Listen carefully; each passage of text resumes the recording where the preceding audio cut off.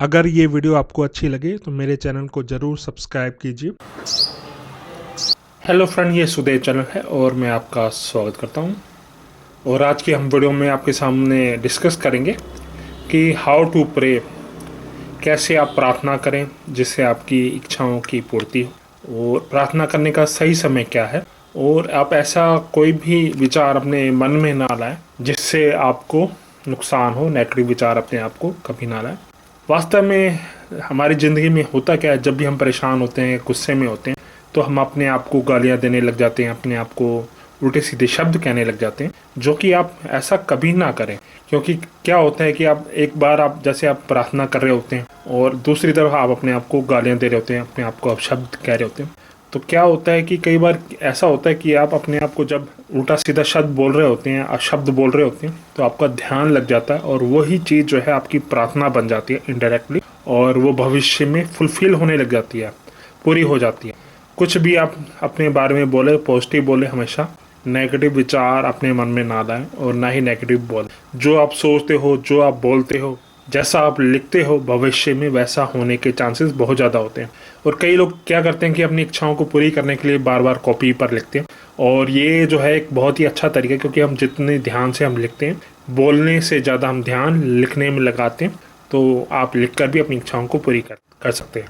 और किस समय हम प्रार्थना करें, तो मेरे एक्सपीरियंस है कि सुबह जो है, सुबह 5 से 7 बजे के बीच वातावरण बहुत शांत होता है और मौसम भी बहुत सुहावना होता है, तो उस टाइम हमारा ध्यान बहुत अच्छी तरह से लगता है। तो सुबह जो आप प्रार्थना करते हैं, जो इच्छा व्यक्त करते हैं ईश्वर से, वो पूरी होने के चांसेस बहुत ज़्यादा होते हैं। जब भी आप प्रार्थना करें तो आप अपने विचारों को बिल्कुल पवित्र रखें, शुद्ध रखें, और अंतर ही अंदर अपने आप को ध्यान लगाएं। और आपको पूरा भरोसा होना चाहिए कि आप जो भी प्रार्थना करेंगे, जो भी इच्छा व्यक्त करेंगे, वो आप जरूर पूर्ण होगी। आपको विश्वास होना चाहिए अपनी प्रार्थना पर कि आपके अंदर ईश्वर है, आपके अंदर ईश्वर तत्व है। आप जो भी प्रार्थना करेंगे ईश्वर को उसे पूरी करनी होगी। ये कुछ हम आपको तरीके बता रहे हैं। आप सोच लेंगे आप प्रार्थना कर रहा हूँ, बार बार लगातार प्रार्थना कर रहा हूँ और मेरी पूरी नहीं हो रही, तो उसका कुछ कारण भी होता है। कई बार आप ऐसी डिमांड करते हैं, ऐसी प्रार्थना करते हैं जो कि इम्पॉसिबल होती है एट दैट प्रेजेंट टाइम। जैसे कि आप प्रार्थना कर लें कि मेरी दिल की बीमारी ठीक हो जाए, मेरी डायबिटीज ठीक हो जाए, तो ये चीज़ें अपने आप कभी नहीं क्योर होंगी, अपने आप ठीक नहीं होंगी, ये इम्पॉसिबल। इच्छाओं को पूरी करने के लिए आपको दुआ के साथ दवा या ट्रीटमेंट कराना भी पड़ेगा।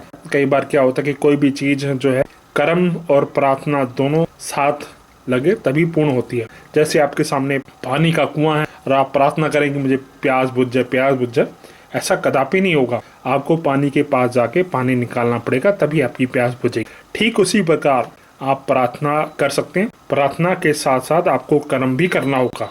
कई लोग जो है इतने पवित्र होते हैं, इतने शुद्ध होते हैं, अंदर से इतने जागृत होते हैं कि उनकी प्रार्थना फलफुलित होने के लिए जो है, कई बार आपको नेचर जो है आपको कष्ट देगी। आपको उसी रास्ते पे लाने के लिए आपको थोड़ा बहुत कष्ट, कठिनाइयों का सामना करना पड़ेगा, क्योंकि जैसे ही आप प्रार्थना करेंगे वैसे ही आपका भविष्य बन जाता है। तो आप ये सोचकर चलें कि आप जो भी मांग रहे हैं वो जो है, कई बार उसको पूरा होने में समय भी लग सकता है, और उसको पूरा करने के लिए कई बार नेचर जो है आपको उस रास्ते पे लाने के लिए थोड़ा बहुत कष्ट आ सकता है। कई बार ऐसा होता है कि आपकी प्रार्थना के कारण आपके मन में विचार आते हैं कि आपको ये कर्म करना चाहिए, आपको ऐसे चलना चाहिए, आपको ऐसे जो है बिजनेस करना चाहिए, आपको कोई काम करना चाहिए। तो आपके मन में जो है विचार आएंगे, आपको ये ध्यान से समझकर उन अवसरों को, उन कार्यों को पूरा करना होता है। तो मैं आपको एक तरीका बता रहा हूँ कि कैसे प्रे करें और कैसे आपकी प्रार्थना फलीभूत होगी, पूर्ण होगी। कई लोग सोचते हैं कि मैं प्रार्थना करता रहूँगा, मैं प्रार्थना करता रहूँगा, I will become rich, I will become famous. ऐसा जबकि नहीं होता। आपको प्रार्थना के साथ साथ कर्म भी करना होगा, पुरुषार्थ भी करना होगा, त्याग भी करना होगा, कष्ट भी उठाना होगा। आपको अपना इन्वेस्टमेंट करनी होगी, अपने टाइम की, अपनी मनी की, और आपको निरंतर प्रयास करना होगा, तभी आपकी जो है सभी प्रार्थनाएं पूर्ण होगी। और हम आपको कुछ बेसिक प्रिंसिपल बता देते हैं कि आप कभी भी अपने आप को नेगेटिव विचार अपने मन में ना आने दें, और आप हमेशा यही सोचें कि जो मैं प्रार्थना कर रहा हूँ वही जरूर पूर्ण होगी, और आप पॉजिटिव मन में भी सोचें। कई बार क्या ऐसा होता है कि हमारा ध्यान जो है पूर्ण रूप से लग रहा होता है और हमारे मन में नेगेटिव विचार आते हैं, पॉजिटिव विचार आते हैं, वो एज ए प्रार्थना प्रेयर जो है ईश्वर के पास चले जाते हैं या हमारी कॉस्मेटिक एनर्जी में चले जाते हैं। तो आपको ध्यान रखना है, आपके विचार जो है शुद्ध होने चाहिए, पवित्र होने चाहिए। अगर नेगेटिव नहीं बोलना है तो आप शांत रहे। आप जितना कम बोलोगे उतने ही आपके वचनों में बल होगा, उतनी ही ताकत होगी। कोशिश करें कि आप कम से कम बोलें। नंबर 2, अपने विचारों को शुद्ध रखें, किसी से ईर्ष्या ना रखें, क्योंकि ईर्ष्या एक ऐसी चीज है, ऐसी बुराई है जो आपको लगातार जलाती रहती है। और कोई भी संत, कोई भी महात्मा आपको ईर्ष्या पे कंट्रोल करने की जो है आपको वास्तविकता नहीं बताता कि ईर्ष्या एक ऐसा रोग है जो आपकी भक्ति को, आपकी पवित्रता को, आपकी शुद्धि को नष्ट करता है। क्योंकि आप दूसरों से ईर्ष्या करते हैं, दूसरों के लिए वैर भावना रखते हैं, उसकी बुराइयां सोचते हैं, वास्तव में आपकी जो विचारों की शुद्धता है वो नष्ट होती है। तो इससे आप ही का ही भविष्य में नुकसान होता है। नंबर 3, ज्यादा धन दौलत का लालच ना करें। इससे क्या होता है कि आप बुरे कर्म नहीं करेंगे और अपने आप को विचारों से पवित्र रखें, अपने आप को ब्रह्मचर्य का पालन करें जितना हो सके। और क्योंकि जितना आप ब्रह्मचर्य रखेंगे उतनी आपकी प्रार्थनाएं, जो आपकी विशेष हैं, वो पूर्ण होने की संभावना बहुत ज्यादा होती है। हर एक धर्म में ये लिखा है कि आपको ब्रह्मचर्य का पालन करना है, अपने आप को पवित्र रखना है विचारों से।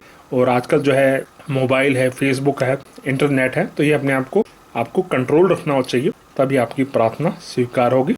तो ये हम आपको कुछ टिप्स दे रहे थे कि कैसे आप अपनी प्रार्थना को सफल कर सकते हैं।